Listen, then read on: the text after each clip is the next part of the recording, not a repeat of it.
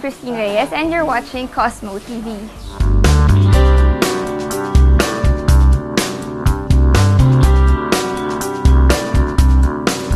Siyempre, una kong tinitingnan yung style na gusto ko.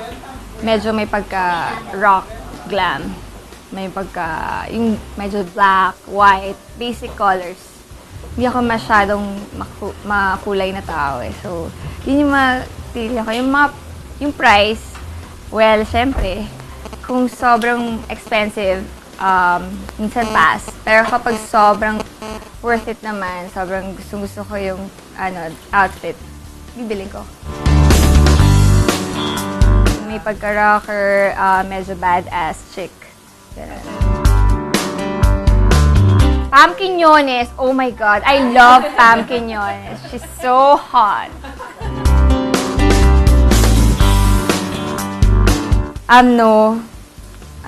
Medyo boyish ako. Rubber shoes, pants, t-shirt. Depende sa mood ko.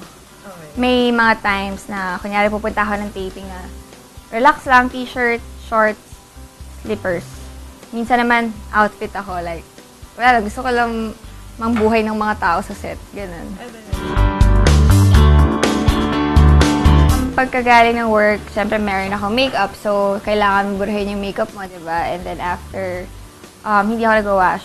Kasi, umaga na ako umuwi. So, bawal basain yung mukha kapag galing work. And then, apply lang ako ng moisturizer. Pero kailangan sobrang dry na.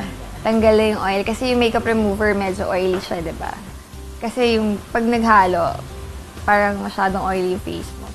So, kailangan totally tanggal yung makeup remover, yung cream, yung cold cream.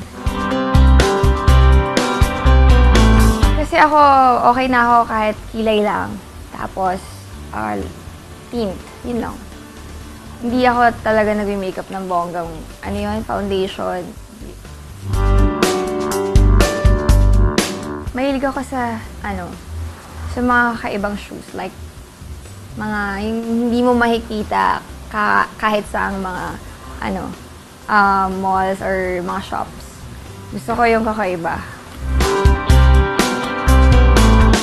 Hindi ako nag-credit cards. Simple lang.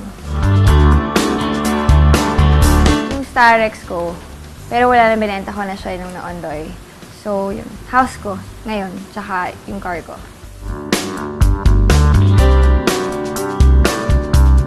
Kailangan, mag-iis ka palagi, kahit saan ka magpunta, kahit nasa bahay ka lang actually, wag kang, parang lola outfit. Kailangan maganda ka pa rin kahit nasa bahay lang. Malay mo kasi biglang may bumisita sa'yo. Ayun, always look good lang talaga. Maligo ka araw-araw.